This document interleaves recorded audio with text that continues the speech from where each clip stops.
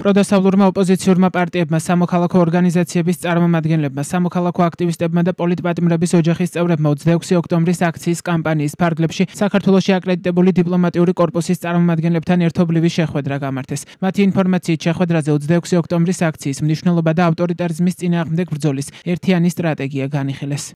დღეს შევხვდით დიპლომატიური კორპუსის წარმომადგენლებს და იქიდან გამომდინარე, რომ ჩვენ ქვეყანაში ეგრეთ წოდებული წარმომადგენლები ვინც არიან ჩვენი ქვეყნის, ისინი არ ხვდებიან უკვე დიპლომატიური კორპუსის წარმომადგენლებს, ელჩებს განიკითხავენ, ასე რომ ვთქვათ, დემოკრატიული საფეხურების გაყოლის გამო და ვთქვათ, სჯიან მათ, რომ სჯიან მათ არ შეხვედრით და მაგრამ ძალიან მნიშვნელოვანი არის ის, რომ ის ადამიანები, ვინც ჯერ კიდევ თავისუფლები ვართ და არ დაუჭერივართ, გქონდეს იმის შესაძლებლობა, რომ გქონდეს კომუნიკაცია დასავლურ ქვეყნებთან, გაუზიაროთ მათ და ნათლად დავანახოთ ის, რომ ჩვენ არსად არ წავსულ ვართ და 26 ოქტომბერი იქნება ამისი ძალიან ნათელი მაგალითი. დღევანდელი ჩვენი შეხვედრა ეძღვნებოდა სამ მნიშვნელოვან თემას.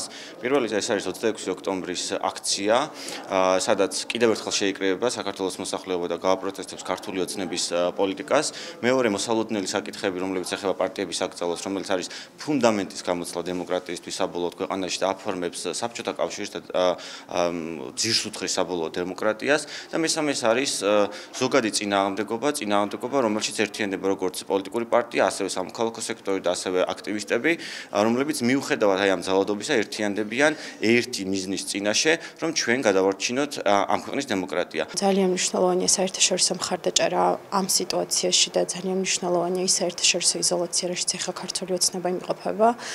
აუცილებელია იმაზე საუბარიც, რომ 26 არის ძალიან მნიშვნელოვანი თარიღი, რადგან ეს არის რეალურად ის თარიღი, როდესაც 26 ოქტომბერს არალეგიტიმურ მთავრობამ მიიტაცა ძალაუფლება და რეალურად იმ პარტიების წარმომადგენლებს, რომლებიც დღეს შეხვედრას ესწრებოდნენ, მოსტაცა ხალხისგან მინიჭებული მანდატები. შესაბამისად, უმნიშვნელოვანესია, რომ 26 ოქტომბერს ხალხი აუცილებლად გამოვიდეს ქუჩაში და კიდევ ერთხელ დააფიქსიროს საკუთარი არჩევანი.